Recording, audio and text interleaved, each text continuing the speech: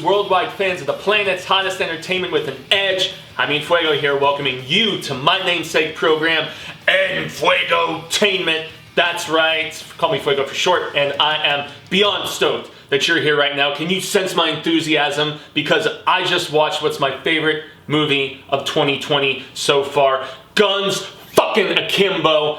Damn, how did I not realize that this was the follow-up to DEATHGASM? Yes, the writer-director of that film, this is his newest, and he brought on some star power this time. You've got Radcliffe, you've got, still in my heart, Samara Weaving, who I have loved since The Babysitter and Mayhem, and she took a big star turn last year with Ready or Not, and she continues that streak with this insane movie. But we are talking so slickly produced, so violent, so funny. I mean, we're talking like just constant, just smart references throughout, terrific performances, banging jams for music. I mean, this is everything that I want in a movie.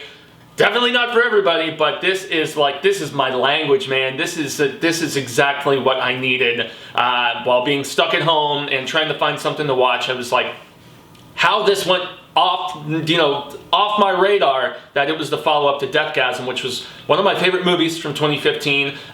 This was from that same writer-director as I mentioned. I'm trying to contain some enthusiasm and actually get through this review. This is a Rapido Fuego review, and yeah, essentially the plot is very simple in the fact that Daniel Radcliffe's character Miles is this programmer, and he pretty much hates his existence, and he's the programming he's doing is for this bust a nut mobile app video game that he describes as, a mobile game where we hope kids will steal their parents' credit cards to purchase and stuff. And so he's miserable, and he finds just that vicarious just enjoyment in sitting at home, drinking beers, and trolling on this massive online just death match of sorts. Kind of think the Running Man, so to speak, or I mean, I guess some would say Hunger Games or Battle Royale or whatever, but it's very similar to the Running Man, but digitized and streaming for the entire world to see.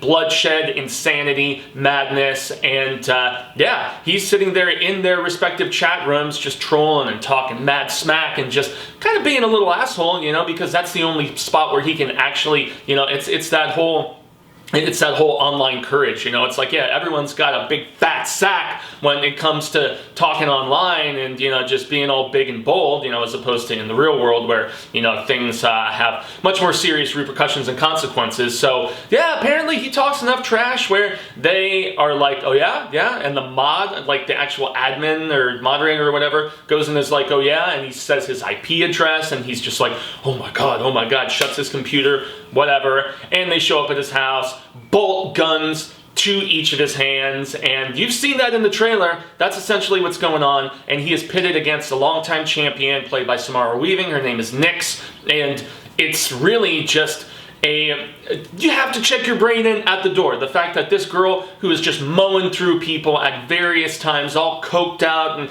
crazy and so on and so forth, throughout the movie, the fact that she can't kill him, I mean, maybe you could say, okay, she just doesn't take him as seriously, so that's why she's just kind of toying with him a little bit, whatever. That's really the only explanation I can come up with, because she should have mowed his ass down with the quickness, with as just experienced and savvy of a murder machine as Samara Weaving is in this movie. But she looks badass. She's got, the eyeliner in this, gray, silvery, kind of streaky hair, and tattoo covered and stuff. She looks mean as fuck, and yeah, I guess, how could this guy survive? That's where you have to just be okay, I'm just along for the ride, and I'm gonna enjoy it.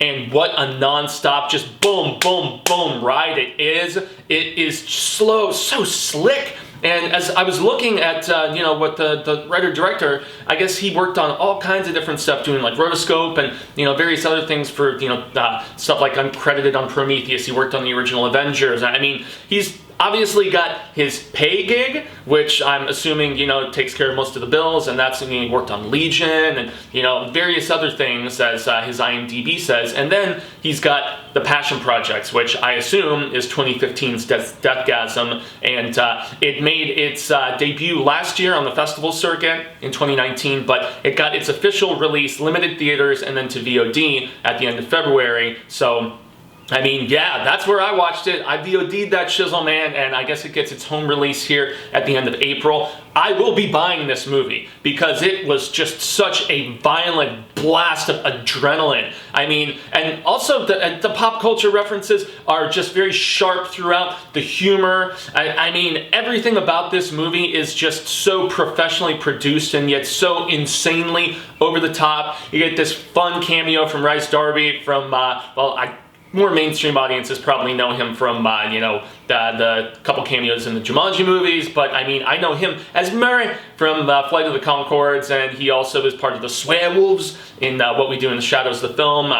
Great New Zealand actor, man, comedian. He's so funny. He's got a great cameo in this. And the use of music is tremendous. You've got this banging, like, almost like dark synthy, you know, Carpenter Brut type soundtrack. And yet you've also got some very fun use of popular music, most notably Cypress Hill song, When the Shit Goes Down, You Better Be Ready. It's so funny, man. And you've got some, I mean, you've got some Rick James. You've got one of the Transformers songs in this, man, from the Transformers movie. I mean, I was geeking out throughout the entirety of this. And yes, you see some of the twists coming, you know, whatever.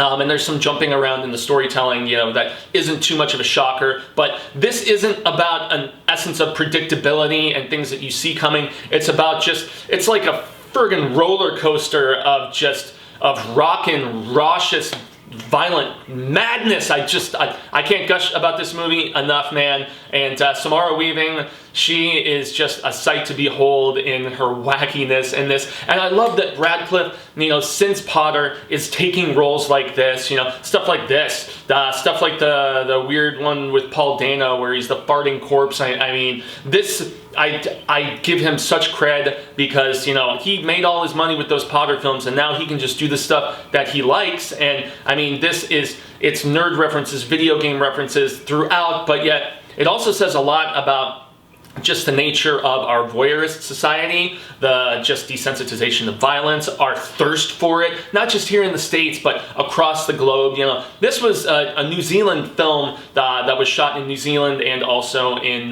Germany. I kind of get the vibe it's supposed to take place in the States or somewhere in North America based on the fact that nobody has accents. They're all talking in, like, you know, my side of the world, you know, sort of like vernacular, and, you know, they sound like just normal peeps as opposed to, you know, DEATHGASM was a very New Zealand kind of Peter Jackson throwback to, like, you know, Brain Dead / Dead Alive, as we called it over here in North America, sort of feel, and I love the hell out of that.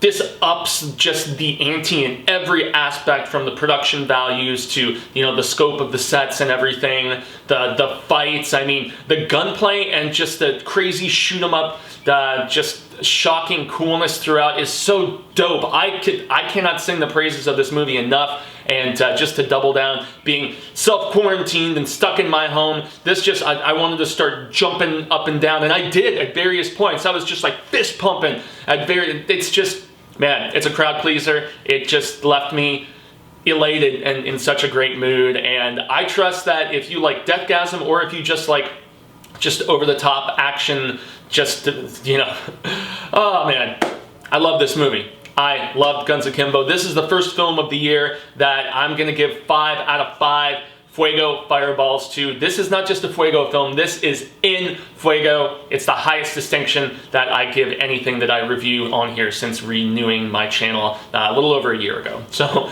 hence the name. I've been Jaime En Fuego, and y'all can find moi on all social media sectors like Twitter, Instagram, Facebook, YouTube. I have been hitting YouTube relentlessly in the last, like, week or so since you know, all of this madness throughout the rest of the world went down. And if you need an escape from the regular madness that we have, you know, once again surrounding us throughout the entirety of existence right now, this is the perfect ticket to get your mind off all of the real shit that's going down. So yes, beyond that, there's all kinds of other reviews of stuff that has come out recently. Vivarium, oh boy, what else? The Wave. I've got upcoming reviews for Little Joe, for I mean, so much stuff, guys. I had lots of Star Wars coverage, lots of nerd coverage on this channel too. I mean, I do reviews of the Marvel films and, you know, all kinds of other nerdy stuff. But I also like doing smaller indie pictures like this, you know, that I feel like deserves more attention. And of course, I divert and cover more serious fare as well. So yes, I appreciate very, very much. Like, share, subscribe if you dig this video. If you want to see stuff that's more of the scarific and spooktacular, migrate over to youtube.com/The Horror Show channel. And that's where you can see film reviews and trailer reactions and unboxings, video game let's plays. Yes, that is the main channel that I work on, along with Cecil Laird, Susie von Slaughter, Robert Duell, and Marsha Parker. But this is my own personal channel and outlet for everything that isn't full-blown horror. So thank you so very much for tuning in once again. It is supremely appreciated. And until the real of Ka comes around once more, I shall say hasta luego, cinemigos, and constant readers and viewers alike, but I am hopeful that we get to share more of this palaver sooner rather than later. Bye.